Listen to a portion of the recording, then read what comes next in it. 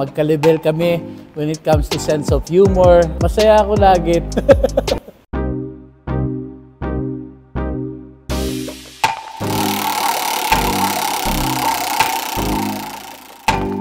Akong kaibigan, all those years ay ang aking producers, halos lahat na naging programa ko.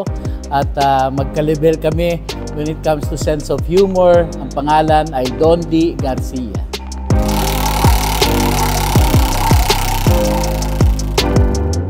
Pampatanggal umay na nag-iisang Mark Logan, yung aking 5-year-old son.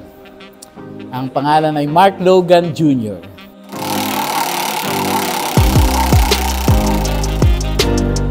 Masaya ako lagi, tuwing uuwi ako ng bahay, makikita ko yung pamilya ko. Sobrang saya namin kasi lagi.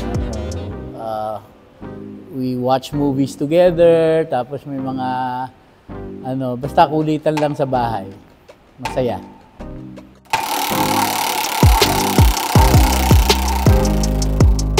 Sa comfort room. Nag-unload. Kidding aside, sa bahay lang din, I have a man cave. Ang tawag ko doon ay sa taas, sa attic, lungga ni Logan. Yun ang aking man cave. Doon ako masaya lagi.